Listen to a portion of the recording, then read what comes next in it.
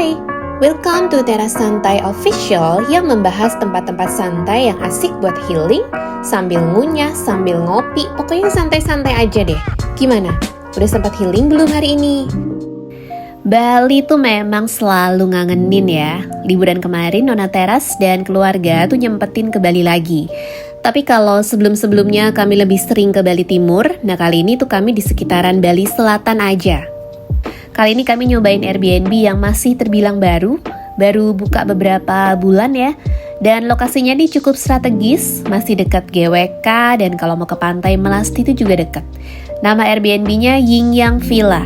Lokasinya di daerah Kutuh, Kute Selatan dan masih dekat dengan jalan besar. Jadi aksesnya tuh enak ya, nggak pakai acara masuk-masuk jauh ke dalam gitu. Nah, tampak luar Airbnb-nya tuh kayak gini. Simple aja dan modelnya memang memanjang gitu ya. Tempat parkir mobilnya di ujung sana. Oke, kita langsung masuk aja. Begitu masuk, langsung disambut suara gemericik air dari kolam. Ada kolam ikan di jalan masuk dan pastinya highlightnya tuh ada kolam renang dengan ukuran yang lumayan gede ya ini. Airbnb ini tuh terdiri dari 2 kamar tidur dengan kamar mandi dalam di setiap kamar. Dan di antara kedua kamar tuh ada public area untuk dapur, area makan, dan area santai. Sekarang kita lihat kamar pertama dulu ya. Kamar ini cukup besar, interiornya simple aja. Tapi justru karena nggak banyak pernak-pernik jadi terasa lebih lega aja gitu ya. Tempat tidurnya ukuran king size dengan pilihan bahan fabric yang tebel, halus, dan adem standar hotel ya.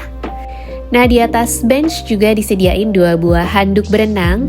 Lalu di sisi kiri tuh ada lemari pakaian yang cukup besar, bisa untuk simpan baju-baju, koper-koper kita, lumayan spacious ya. Udah disediain beberapa hanger juga. Dan bahkan tuh ini masih ada hanger baru yang belum dibuka ya tadi. Untuk TV-nya udah Smart TV, bisa YouTube, bisa Netflix, di setiap kamar tuh ada TV-nya. Terus ini tuh tadi ada setrikaan, lumayan ya kalau ada baju dari koper yang kusut, bisa disetrika dulu deh. Dan pastinya ada safe deposit box. Untuk penyejuk ruangan, seperti biasa kalau di Bali tuh hampir selalu ada ceiling fan. Dan pastinya tuh ada AC juga, jadi kalau pas pintunya mau dibuka aja tuh bisa nyalain ceiling fan-nya aja ya. Jadi walaupun AC nggak nyala, ruangannya tuh tetap sejuk gitu. Oke, sekarang kita lihat kamar mandinya ya.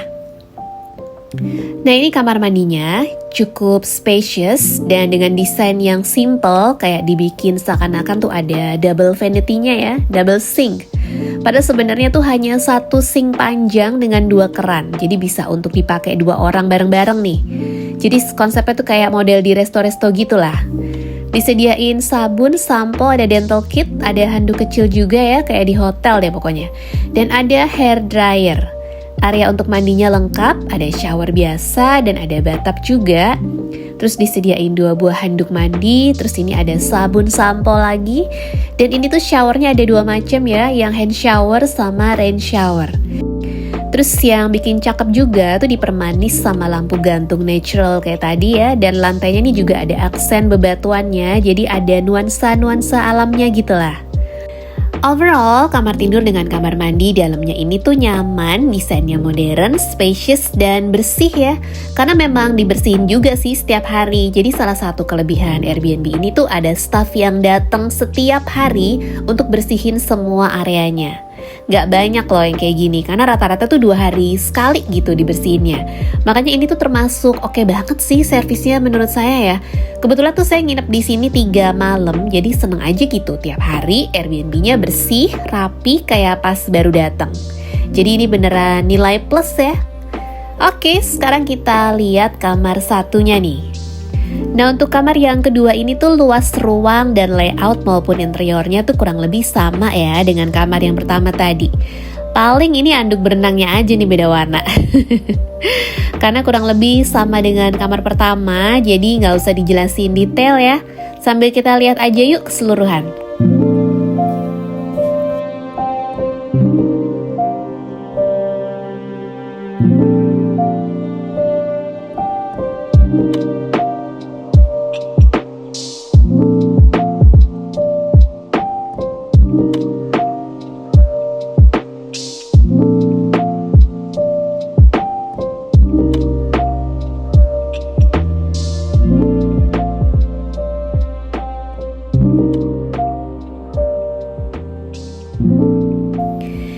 Sebelum kita masuk ke area publik seperti dapur, ruang makan, dan area nonton TV, kita bahas dulu area publik utama yang jadi highlight Airbnb ini. Kolam renang, yes, kolam renangnya ini tuh cukup gede ya untuk ukuran Airbnb dengan 2 kamar. Ukurannya tuh sekitar 3,5 kali 9 meter dan kedalamannya nih 1,5 meter. Enak sih, ini cukup lega ya buat 3-4 orang. Buat berenang santai bolak-balik ini lumayan oke sih. Terus di sebelahnya nih juga ada area untuk duduk-duduk, bisa buat santai-santai sore, seru-seruan bareng keluarga atau teman ya. Oh ya, ini tuh kedalamannya nggak flat 1,5, jadi tetap ada bagian yang agak ceteknya di ujung kiri sana ya, yang deket tangga. Ya pokoknya seperti pool pada umumnya lah, jadi nggak langsung flat gitu. Oke, lanjut sekarang kita lihat area dapurnya, merangkap ruang makan dan ruang nonton TV juga. Nah di sini cukup menarik ya, ada pembedaan area antara area nonton TV dengan area lainnya. Jadi dibikin split level gitu, untuk area nonton TV-nya tuh dibuat lebih rendah. Nah jadi kayak turun ke bawah gitu ya. Secara keseluruhan interiornya nih cakep, modern dan kelihatan nyaman gitu ya. Tapi sayangnya kalau menurut saya dudukan sofa panjangnya ini nih agak kurang nyaman gitu. Karena lebar dudukannya tuh agak sempit, kurang lebar, jadi agak kurang PW aja gitu kalau buat santai-santai di sofa. Tapi nggak apa-apa sih, tetap masih oke, ada fasilitas ini. Nah untuk TV-nya yang di sini tuh juga sama ya, udah smart TV. Pokoknya Airbnb ini tuh salah satu plusnya, di semua ruang itu ada smart TV-nya. Terus ini tuh gemes banget ya, pakai table setting segala, jadi bikin detail interiornya tuh kelihatan makin cantik gitu. Terus di sini juga ada informasi nomor-nomor penting seperti rumah sakit, resto, dan informasi sewa motor. Nah ini detail-detail perintilan dapurnya ya, tadi ada toaster, terus ini nilai plus banget nih, ada mesin cuci front loading segala loh. Ini tuh sebenarnya salah satu alasan kami pilih Airbnb ini ya, karena ada mesin cucinya. Karena lumayan banget loh ini, kalau nginepnya agak lama tuh bisa ngurangin tumpukan baju kotor di koper ya nggak? Terus ini tuh kompornya ada kompor gas 4 tungku dengan oven juga. Jadi yang suka masak-masak atau mungkin mau manggang-manggang apa gitu ya, bisa nih. Ini juga faktor penting ya kalau buat saya ya, karena bisa buat bikin sarapan simple-simple gitu kalau pagi. Secara kalau Airbnb kan nggak dapet breakfast ya, sedangkan kalau masih pagi tuh masih males keluar gitu buat cari sarapan. Jadi emang paling pas ya bikin sarapan sendiri di Airbnb-nya. Lanjut, di sini ada perintilan sendok garpu pisau, ada talenan kayu, spatula, terus sinknya juga desainnya nih udah modern ya, semi double sink.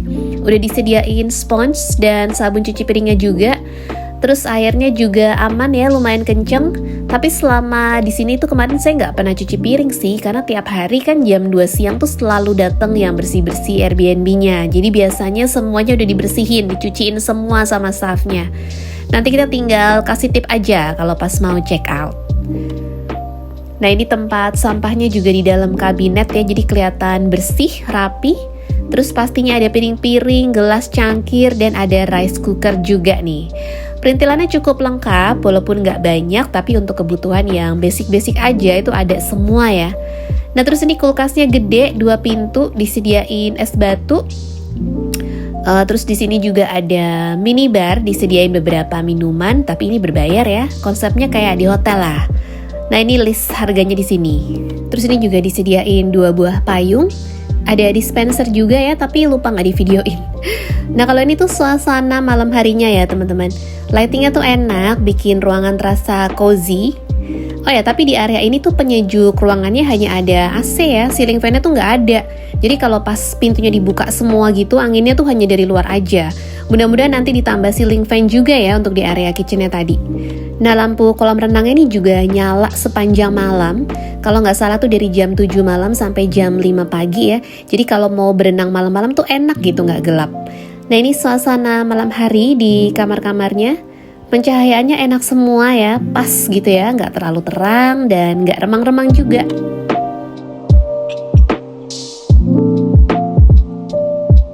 Nah pagi hari saatnya bikin breakfast yang simple-simple aja.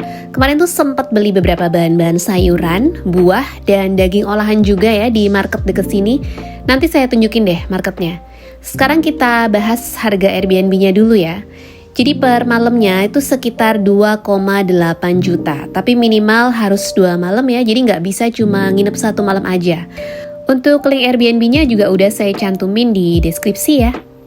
Nah, kelebihan lain Airbnb ini itu lokasinya deket banget sama Pepito Express, Pepito Market.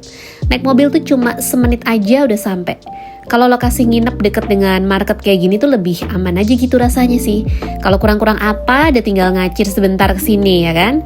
Di dalamnya juga cukup lengkap, buah-buahan, sayur-sayuran, daging-daging tuh ada. Bumbu-bumbu impor tuh juga banyak ya kalau di sini. Nah, kalau kalian mau breakfast yang proper, enak, dan kenyang sampai siang, wajib cobain ini sih, Artisan Ungasan. Lokasinya ini juga masih lumayan dekat, sekitar 9 menit berkendara dari Airbnb ya. Nah, ini menu yang udah beberapa kali kami pesen ya, dan saya tuh paling suka sama potato roastingnya, ini enak banget asli. Lanjut, habis itu kalau kalian mau ganti suasana, mau ngopi-ngopi sambil ngeliatin danau, bisa lanjut mampir ke sini juga, Banyu namanya. Kalau ini tuh dari Airbnb agak jauh ya, sekitar 15 menitan lah. Tapi lumayan kok buat ganti suasana. Sebenarnya kalau pas nggak hujan tuh bisa kayak piknik gitu di pinggir danau. Tapi karena ini tuh habis hujan, jadi alas duduk dan meja pendek di pinggir danaunya nih nggak dikeluarin. Tapi nggak apa-apa, masih tetap bisa sambil nikmatin view danau juga dari sini. Nah, kalau nggak habis hujan, di area ini tuh biasanya digelar alas duduk dan meja pendek gitu. Jadi konsepnya tuh kayak piknik pinggir danau gitu lah. Nah, kalau sorenya kalian pingin nikmatin suasana pantai, kalian bisa ke Pantai Melasti ini dan bisa mampir ke White Rock Beach Club. Ini juga masih lumayan deket ya, kalau dari Airbnb itu sekitar 15 menitan juga. Pantai Melasti ini tuh memang terkenal cantik ya, pasirnya putih dan tebal. Selalu nyenengin sih memang kalau main ke Pantai Melasti ini. Nah, kalau White Rock Beach Club ini nggak ada HTM segala ya teman-teman, jadi free entry. Paling ada minimum spend aja di area-area daybed. Kalau yang bukan daybed tuh nggak ada minimum spend. Jadi bebas aja gitu, mau mesen minum doang juga nggak masalah. Nah, kayak area yang saya pakai ini tuh nggak ada minimum spendnya ya. Tempatnya oke, view-nya luas, bisa lihat view laut biru dari ketinggian. Terus buat nikmatin sunset tuh juga enak banget deh dari sini. Nah, kalau daybed yang di bawah itu tuh sekitar 2 juta minimum spend-nya. Nah, kalau ini tuh lain lagi nih. Kalau ini tuh lebih mahal lagi karena depannya langsung pool. Ini tuh range-nya bervariasi ya, dari 2,5 sampai 4 juta, tergantung posisi dan kapasitasnya bisa buat berapa orang. Nah, kalau yang putih-putih ini tuh 2 juta. Kalau yang di area bar ini tuh free ya, nggak ada minimum spend juga. Pokoknya tuh yang ada minimum spend-nya tuh hanya yang tipe-tipe daybed aja. Nah, dari beach club-nya ini tetap ada akses langsung ke pantai ya, tinggal lewat tangga aja nih turun ke bawah. Overall Airbnb Yingyang Villa yang udah kita bahas di depan tuh cukup nyaman ya, lokasinya juga cukup strategis. Jadi save aja dulu dan semoga bisa nambahin referensi tempat nginep buat kalian yang mau liburan ke Bali. Thanks for watching, see ya!